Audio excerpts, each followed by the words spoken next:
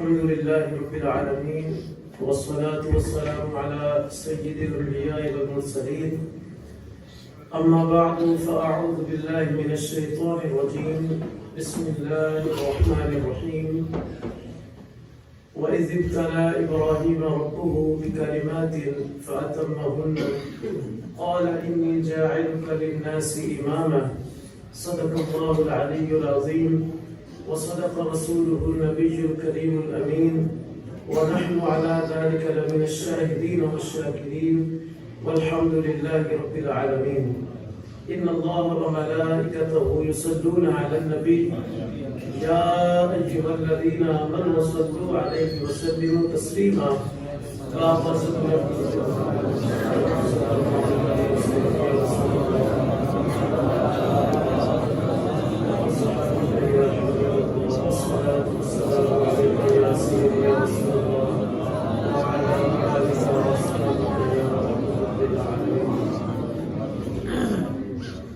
آج 20 رمضان مبارک ہے اور یہ لمحات ہیں عظمتوں رفعتوں اور برکتوں والے ہم سے بہت جلد جدا ہو رہے ہیں اور بہت تیزی کے ساتھ گزر رہے ہیں. تو آج ہم 20 رمضان مبارک میں یہاں جامع مسجد میں موجود ہیں اور جن ساتھیوں نے اس کار خیر میں حصہ لیا ہے کہ لوگوں کو دین کی بات پہنچائی جائے، میں دعا گو ہوں کہ اللہ تعالیٰ ان کی عزتوں کے اندر، ان کی عمروں کے اندر خیر و برکت عطا فرمائے. یہ جو موضوع کا انتخاب مولانا نے میرے لیے کیا ہے یہ بہت ہی اچھوتا موضوع ہے اور یہ ایک ایسا موضوع ہے کہ جس کے اندر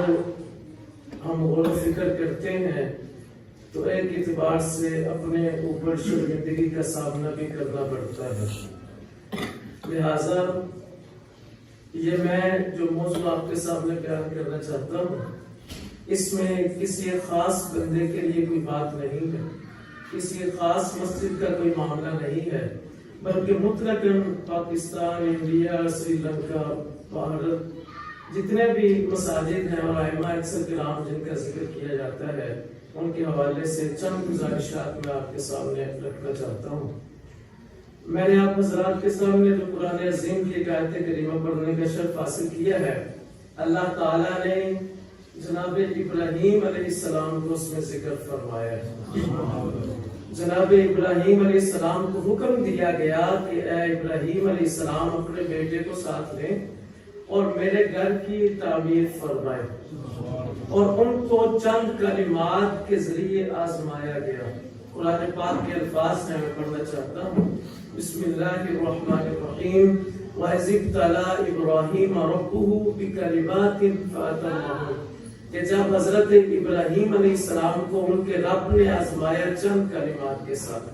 تو انہوں نے ان کلمات کو، ان چیزوں کو پورا کر کے اللہ کو دکھا دیا. اللہ تعالیٰ نے ان کو انعام کے طور پر ارشاد فرمایا قال انی جاعلک للناس اماما، اے ابراہیم علیہ السلام میں نے آپ کو تمام لوگوں کا امام بنا دیا. تو امامت جو ہے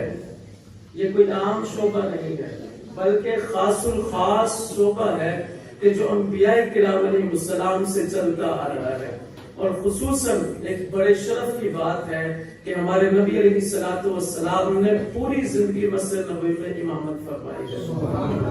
اور آپ نے اپنے صحابہ کو تیار کیا اس معاملے کے اندر. وہ دور دراز تک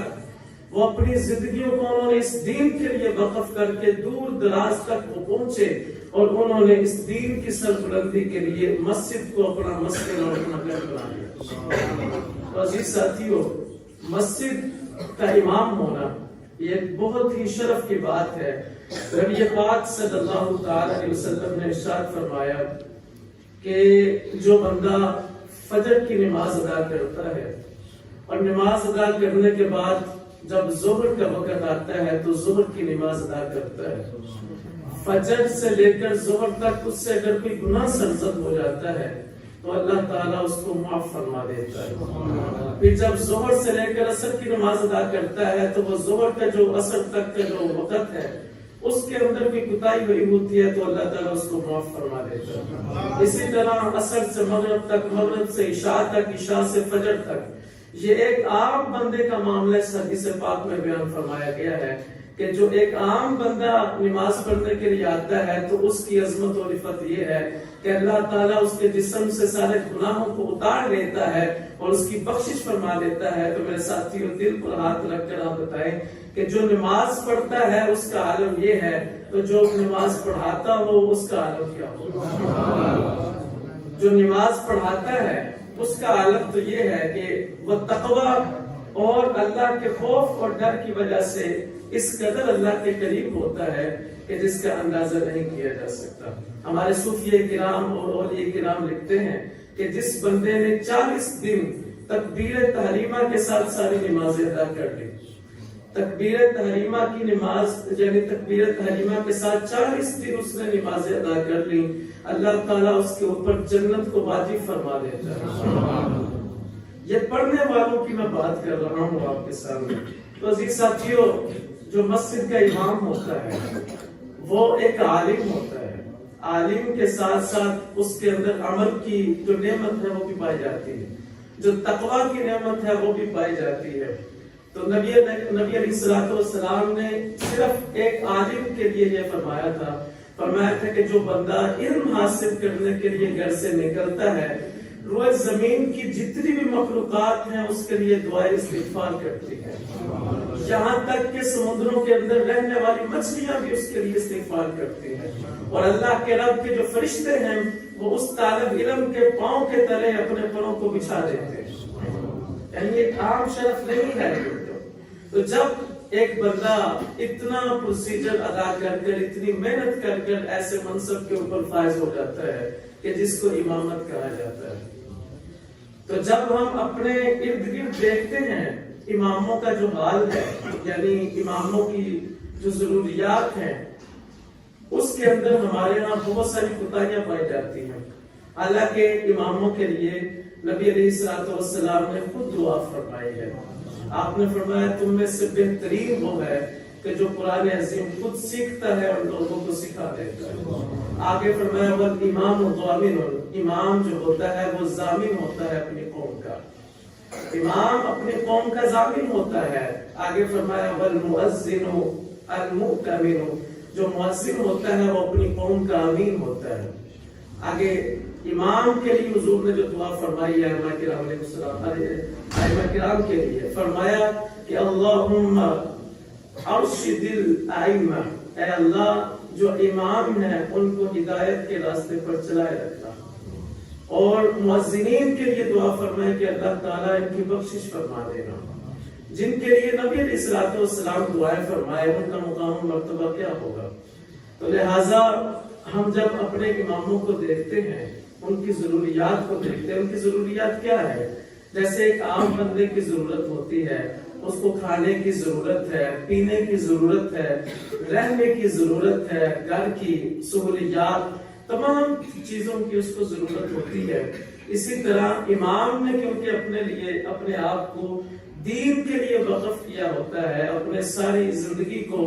دین کے لیے وقف کیا ہوتا ہے، تو اس کی ضروریات کا ضامن اللہ نے ہم لوگوں کو بنایا ہوتا ہے کہ ہم لوگ امام کی خدمت کریں اس انداز سے کہ جیسے حضرت ابوبکر صدیق رضی اللہ تعالیٰ عنہ کو جب امامت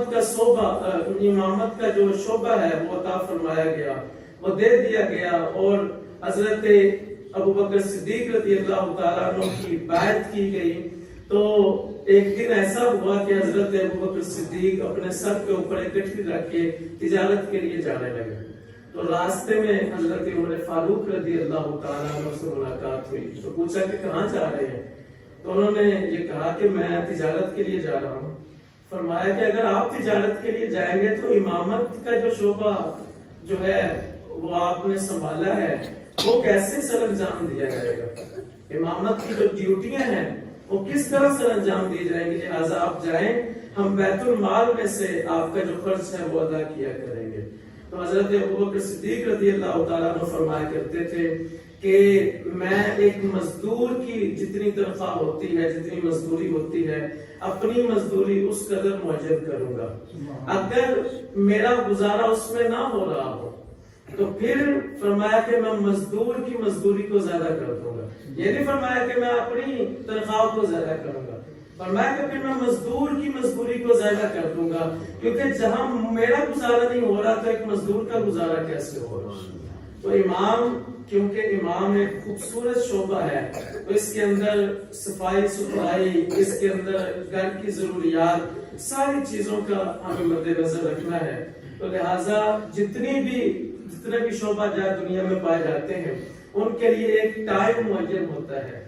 کہ یہ شعبہ اس وقت سے اس وقت تک کام میں آتا ہے۔ جیسے آپ دیکھتے ہیں کوئی بھی شعبہ دنیا کے اندر دیکھ لیں تو ان کے لیے ایک ٹائم معین ہے کہ 8 بجے یہ چیز کھلے گی، یہ دفتر کھلے گا، اور 4 بجے 5 بجے یہ بند ہو جائے گا، اس کے بعد آپ کی ضرورت کو پورا نہیں کیا جا سکتا، آپ اگلے دن آ جائیں۔ لیکن امامت ایک ایسا شعبہ ہے کہ 24 گھنٹے امام ہمیں فراہم رہتا ہے۔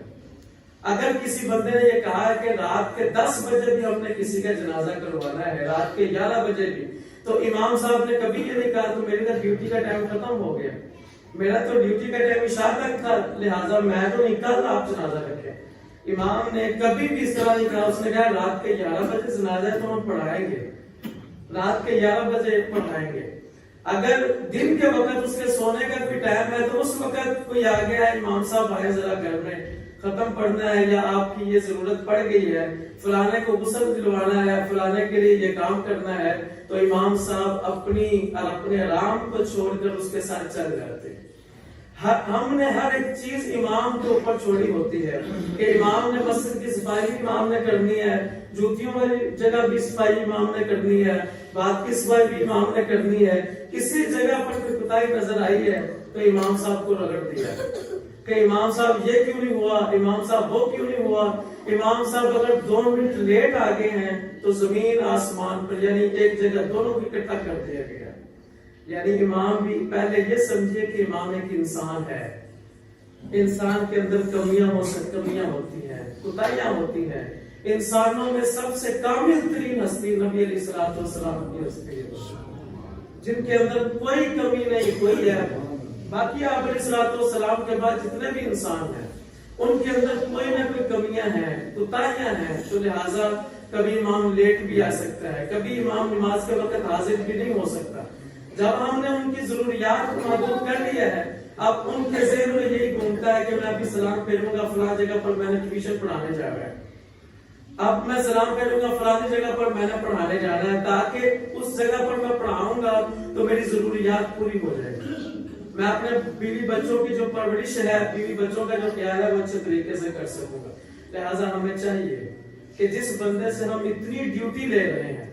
اس قدر ان کو اپنے ساتھ لے کر چل رہے ہیں، ان کی ضروریات کا ہم خیال کریں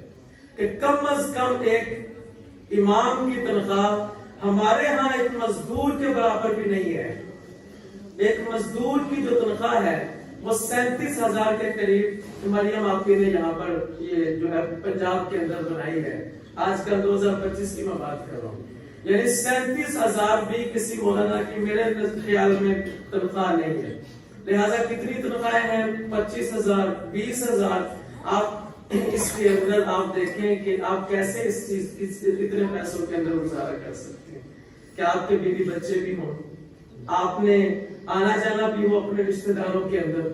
آپ نے غمی اور خوشی کے اندر بھی دوست احباب کو ملنا ہو، تو پھر اتنے کم وقت میں کتنے پیسوں میں کتنے کم پیسوں کے اندر گزارا کرنا یہ عالم دین کا ہی شیوا ہو سکتا ہے۔ تو لہٰذا عزیز ساتھیو ایسا نہ ہو، میں عرض یہ کرنا چاہتا ہوں کسی کی دل آزاری کرنا مقصد ہی نہیں ہے، صرف اصلاح کرنا مقصد ہے۔ بعض اوقات بعض جگہ پر صرف اصلاح کر دی جاتی ہے تو ان کے اوپر اس بات کا اثر ہوتا ہے تو اس کے اندر بہتری ہمارے سامنے بہتری آنا شروع ہو جاتی ہے۔ لہٰذا ہمیں چاہیے، میں آپ کو ایک صلاح دیتا ہوں کہ ہمیں چاہیے کہ ہر جو جامعہ ہے، مسجد ہے، اس کے اندر ایک کمیٹی صرف ہوتی ہے جس میں سارا نظام کو دیکھنا ہوتا ہے۔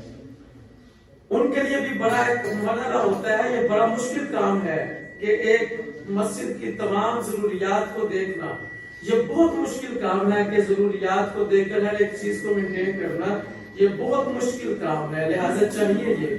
کہ ہمیں مسجد کے اندر 3 طرح کے لوگ ہوں ہماری جامعہ میں. مسجد کے اندر ایک وہ ہے کہ جو امام صاحب کے ساتھ تعاون کرنے والے ہیں,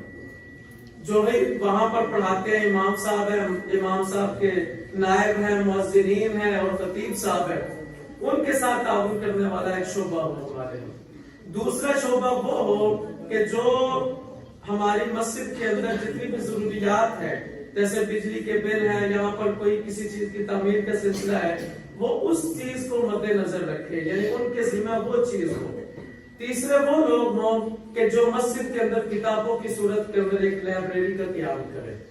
تاکہ ہمارے جو بچے ہیں ان کتاب سے اتنے دور ہیں, اتنے بیزار ہیں. آپ نے دیکھا ہوگا کہ وہ اسکول کی کتابیں بھی کھولتے ہیں تو ان کو نیند آنا شروع ہو جاتی ہے, کیونکہ ان کا مطالعہ کے ساتھ شغف ہی نہیں رہا. وہ مطالعہ کرنا ہی نہیں چاہتے, وہ صرف سنی سنائی باتوں کے اوپر یقین کرنا چاہتے ہیں. وہ یہ سمجھتے ہیں بس سنی سنائی باتیں ہمیں مل جائیں, چند نوٹس مل جائیں تاکہ ہم اس پرچے کے اندر کامیاب ہو جائیں. یعنی کتاب کے ساتھ وہ اپنا ربط قائم نہیں کرنا چاہتے. یہ 3 طرح کے لوگ اگر ہمارے مسجد کے اندر وہ اپنی اپنی ڈیوٹی سام لیتے ہیں, ان کو سونپی جاتی ہے, تو پھر یقیناً یہ معاملہ ہوگا کہ ان تینوں کے لیے آسانی سے یہ سارے چیز کو مینٹین کرنا آسان ہو جائے گا. تو لہذا عزیز ساتھیوں, ہمیں چاہیے کہ ہم اپنے اماموں کی عزت کریں, اماموں کو بلا وجہ نہ نکال دیں. یہاں تک کہ میرے سامنے اتنے, کیونکہ میرا شعبہ بھی یہی ہے, میں نے 4 سال ایک جگہ پر امامت کی ہے, اس کے بعد میں نے کانوں کو ہاتھ لگا لیا کہ آج کے بعد امامت نہیں کریں گے, یعنی کلی طور پر کسی جگہ پر امامت کا شعبہ نہیں اختیار کریں گے. آج میں مدرس ہوں, بچوں کو تعلیم سکھاتا ہوں. مدرس ہونا یہ باڑے کی بات ہے, یعنی اچھی ہے. امام ہونا اس سے بھی بہترین بات ہے. امام جو ہوتا ہے اس کے اندر صبر کوٹ کوٹ کے بڑا ہونا چاہیے, ہلم اس کے اندر اس قدر ہو کہ پہاڑ اس کے سامنے ریزہ ریزہ نظر آنا چاہیے. تو لہٰذا اس کی وجہ یہ ہے کہ ایسا نہ ہو کہ ہمارے بچوں میں جو ائمہ مساجد ہوتے ہیں, ان کی جو آنے والی نسلیں ہیں وہ آج کل امام نہیں بنتے. آج کل وہ اپنے بچوں کو امام کو نہیں بنا رہے, وہ کہتے ہیں دنیاوی تعلیم سیکھے آپ, حالانکہ انہوں نے پوری زندگی دین کے اندر گزاری ہے, دین کے اندر اتنی عزتیں ان کو ملی ہیں, لیکن اس کے باوجود وہ اپنے بچوں کو امام نہیں بنانا چاہتے.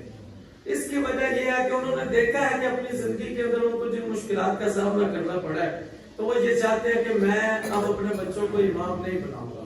تو ایسا نہ ہو جیسے نبی علیہ الصلوۃ والسلام نے قیامت کے ایک نشانی کی طرف اشارہ کرتے ہوئے فرمایا تھا کہ قرب قیامت ایسا ہوگا کہ لوگ امام کو ڈھونڈیں گے کیونکہ ہمیں نماز پڑھا دیں, ان کو نماز پڑھانے والا کوئی بندہ نہیں ملے گا. وہ ایک دوسرے کو کہیں گے کہ آپ نماز پڑھائیں, آپ نماز پڑھائیں, آپ نماز پڑھائیں, ان کو بندہ ہی نہیں ملے گا نماز پڑھانے کے لیے. لہذا اس کی وجہ کیا ہوگی؟ اس کی وجہ یہ بے قدری ہے اماموں کی, کہ اماموں کی بے قدری کی گئی ہے. ہر ایک جگہ پر امام کو اتنے کم تنخواہ کے اندر ان کو رکھنا یہ بہت ایک بڑا ہمارے سامنے مشن ہوتا ہے. تو لہٰذا ہم تلاش بھی ایسے لوگوں کو کرتے ہیں کہ جو ضرورت مند ہوتے ہیں, جو امام ضرورت مند ہے ان کو ہم نے تلاش کیا. آپ اپنے ارد گرد جتنے بھی مساجد ہیں ان میں آپ نے دیکھا ہوگا کہ پنجابی بہت کم ہے ہمارے یہاں امام, زیادہ تر سلائکی امام ہیں ہمارے یہاں, زیادہ تر دوسرے شہروں سے آئے ہوئے لوگ ہیں ہمارے یہاں امام جو ہے. پنجابی بہت کم امام ہیں ہمارے یہاں. اس کی وجہ یہ ہے کہ وہ جو دوسرے علاقوں سے آئے ہوئے ہیں وہ کم تنخواہ پر بھی گزارا کر جاتے ہیں. تو لہٰذا کیونکہ یہاں کے جو بڑے بڑے لوگ ہوتے ہیں ان کو اپنی ضروریات کا پتہ ہوتا ہے کہ کس طرح ضرورت کو پورا کرنا ہے. آپ صرف اس بات کو اپنے ذہن میں امیجن کریں کہ ایک بندہ صبح تہجد کے وقت اٹھتا ہے, بچوں کو پڑھاتا ہے, اذان دیتا ہے, نماز پڑھاتا ہے, بچوں کو پڑھاتا ہے, پھر ظہر کی نماز پڑھاتا ہے, پھر عصر پڑھاتا ہے, مغرب پڑھاتا ہے, عشاء پڑھاتا ہے, آپ کے بچوں کو تعلیم دیتا ہے, آپ کے جو فوت شدگان ہیں ان کے لیے دعا کرتا ہے, ان کو غسل دیتا ہے, کفن دیتا ہے, جنازہ پڑھاتا ہے, یہاں تک کہ قبر تک اس کے ساتھ چلتا ہے, قبر کے پاس کھڑا رہتا ہے, کئی منٹ تک وہاں پر کھڑا رہتا ہے. تو لہٰذا اس کی ضروریات کا جو ضامن ہے اللہ تعالیٰ نے ہم لوگوں کو بنایا ہوا ہے تاکہ ہم ان کی خدمت کریں, ان کی جب خدمت کریں، ان کی جب ہم خدمت کریں گے تو یقیناً اللہ تعالیٰ ہمیں فلاح نصیب فرما دے گا۔ تو عزیز ساتھیوں، ضرورت اس عمل کی ہے، بس باتیں تو بہت ساری طویل باتیں ہیں، یہاں تک کہ ان کی رہائشوں کا سرگودا سے 2-3 سال پہلے کی خبر تھی کہ ایک امام صاحب ان کی رہائش کے اندر تھے، وہ نماز پڑھانے کے لیے مسجد کے اندر آئے تو ان کا جو گھر تھا وہ اس قدر خستہ حال تھا کہ وہ گر گیا بارشوں کی وجہ سے، اور اس کی زد کے اندر ان کی بیوی اور ان کے 2 بچے آگے فوت ہو گئے۔ اب دیکھیے مسجد اتنی خوبصورت، ماشاءاللہ ساری مسجدیں خوبصورت بنائی گئی ہیں، تو پہلے مسجد بنانے سے پہلے امام کی رہائش گاہ کا انتظام، جس نے مسجد کو تعمیر آباد کرنا ہے، قرآن میں اللہ کہتے ہیں انما یعمر مساجد اللہ من آمن باللہ والیوم الآخر واقام الصلاۃ وآتى الزکاۃ، کہ جو اللہ کی گھروں کو آباد کرتے ہیں وہ لوگ ہیں کہ جو نماز قائم کرتے ہیں، زکوٰۃ دیتے ہیں اور اللہ کے علاوہ کسی سے نہیں ڈرتے، یہ فلاح پانے والے ہیں، یہ ہدایت پانے والے لوگ ہیں۔ تو مسجد کی تعمیر کے اندر سب سے پہلا جو حصہ ہے وہ امام مسجد کا ہوتا ہے، کہ امام مسجد اس مسجد کی تعمیر کرتا ہے، یعنی اس کو آباد کرنے کی کوشش کرتا ہے۔ تو یہ جو حال ہمارے سامنے جو خبر آئی ہے 2-3 سال پہلے کی، تو آپ بتائیے کہ اس کا ضامن کون ہے؟ پھر ہم صرف اتنا کہہ دیں گے نہیں تقدیر میں اس طرح لکھا تھا کہ اس طرح ان کی موت اس طرح واقعہ ہونی تھی، لہٰذا اس طرح واقعہ ہو گئی، بس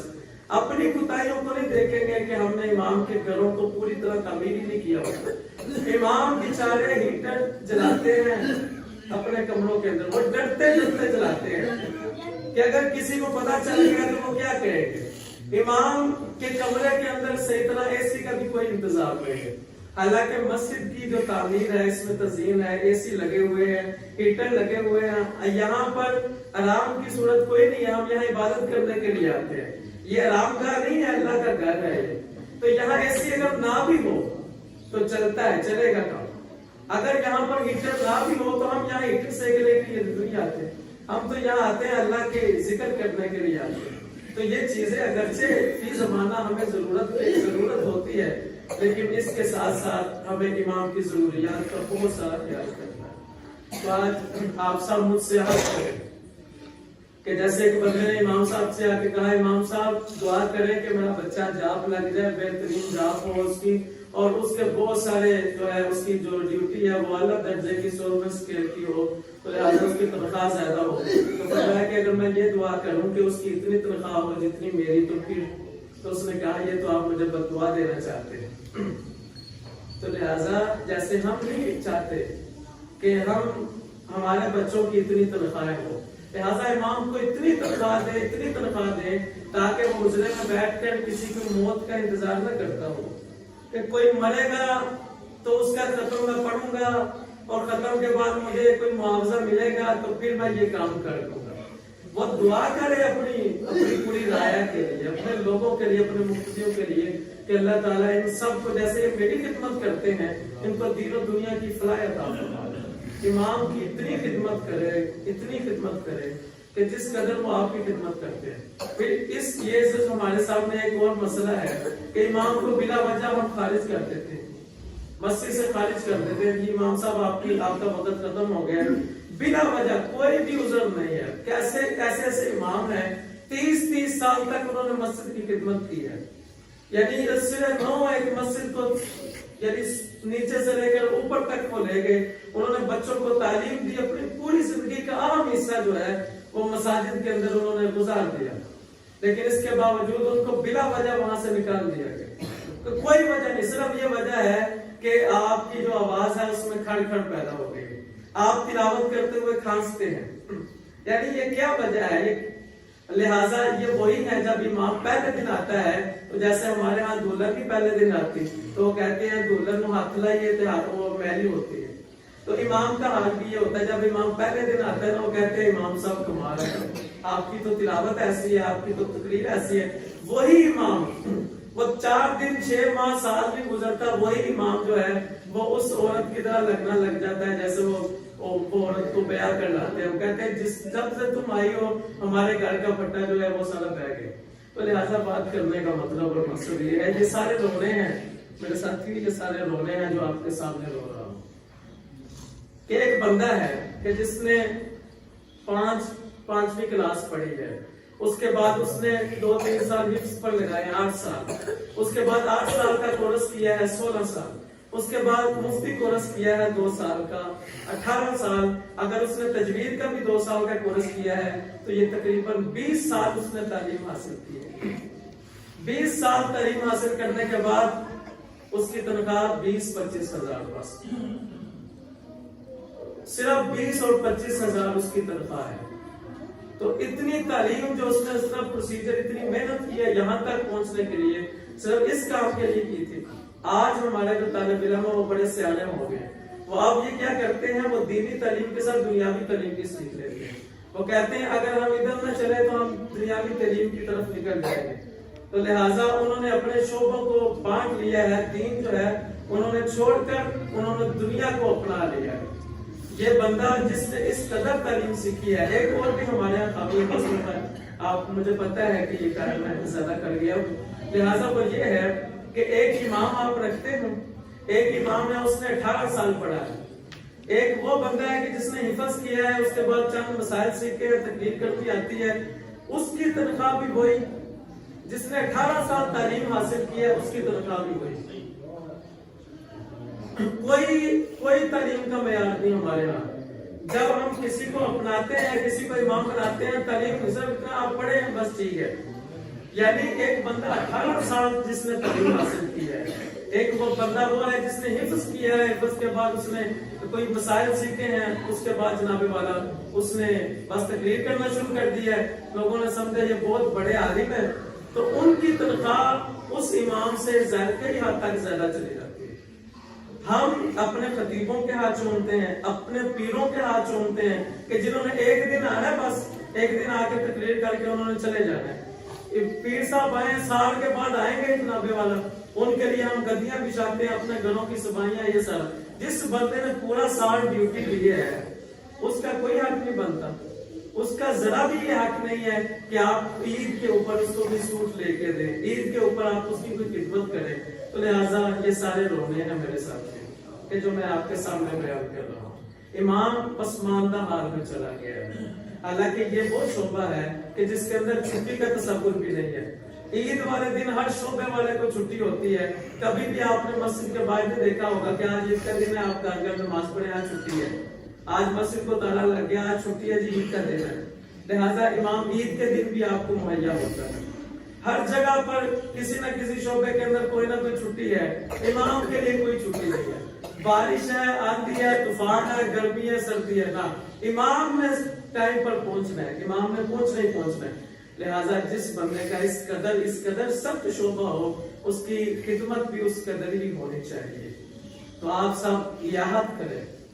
کہ جس طرح ہم اپنے گھروں کی ضروریات کو دیکھتے ہیں، اس قدر ہم امام کی ضروریات پر بھی مد نظر